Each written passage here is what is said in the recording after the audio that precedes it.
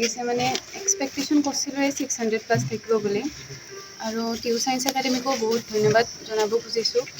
মইতো মানে চিকিৎস ছাৰৰ লগত মোটামুটি ডিচেম্বৰৰ লগতে মানে ছাৰে বহুত মানে জানো ছাৰক তেতিয়াকৈ তাৰপিছত ক্ৰেছ কোৰ্চ জইন কৰিলোঁ ইয়াতে ক্ৰেছ কোৰ্চত বহুতেই সহায় কৰিছে ডেইলি প্ৰিভিয়াছ ইয়াৰ কুৱেশ্যনছ কৰিছোঁ তাৰপিছত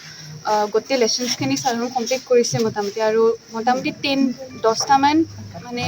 ফুল মক টেষ্ট দিছোঁৱে গতিকে এইটো বহুত সহায় কৰিছে মানে যদিও অনলাইন কৰিছিলোঁ কিন্তু এইটো এটা ডিৰেকশ্যন দিছে মানে মোটামুটি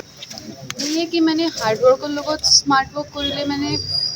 ছাকচেছ হ'বই হ'ব আৰু বেলেগ মানে ছাকচেছ নোহোৱাকৈ নাথাকে একেবাৰে অতি গৌৰৱৰ কথা যে আমাৰ অনন্যাই আমালৈ গৌৰৱ কঢ়িয়াই আনিছে অকল মাক দেউতাকৰে গৌৰৱ নহয় আমাৰ ছায়েন্স একাডেমীৰ বহুত গৌৰৱ কিয়নো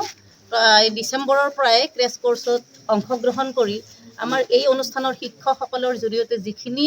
মানে প্ৰেক্টিছ কৰিছে যিখিনি সুবিধা পাইছে গতিকে এইটো নুই কৰিব নোৱাৰি যে ছায়েন্স একাডেমীৰ অৰিহণা যথেষ্ট পৰিমাণে আছে আৰু আমাৰ এইখিনি হৈছে আমাৰ ছেমি ৰুৰেল আচলতে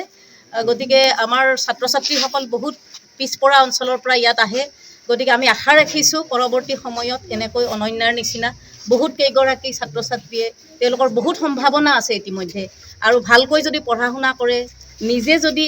মানে কি আগবাঢ়ি আহে শিক্ষকসকলৰ লগত যদি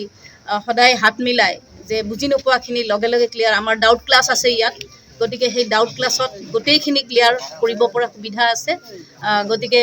আশা ৰাখিছোঁ পৰৱৰ্তী সময়ত আমাৰ এই একাডেমীখনলৈ গৌৰৱ কঢ়িয়াই আনিব এইটো আমাৰ ইণ্ডিভিজুৱেল ডিফাৰেঞ্চ সকলোৰে আছে ব্যক্তিগত পাৰ্থক্য হয়তো অনন্যাই মানৱ সেৱা বাছি লৈছে এইটো খুবেই ভাল কাম আটাইতকৈ ভাল কাম বুলিয়ে মই ভাবোঁ এজন DC হোৱা বা এজন ADC হোৱা বা মেজিষ্ট্ৰেট হোৱা যেনেকৈ মানৱ সেৱা তেওঁলোকৰ কিন্তু তাৰে অন্তৰালত কিন্তু আমি দেখা পাওঁ কেতিয়াবা DC বা ADC সকলেও জেলৰ ভাত খাব লগা আমাৰ উদাহৰণ আছে গতিকে মই অপ্ৰিয় হ'লেও সত্য কথা কৈছোঁ হয়তো অনন্যাই সেইবিলাক কথা ভাবিয়েই হয়তো মানৱ সেৱা বাছি লৈছে তেওঁক মই উপদেশ ইতিমধ্যে দিছোঁৱেই যোৱাকালি ঘৰত কৈছিলোঁ যেতিয়া ভাল খবৰটো পালোঁ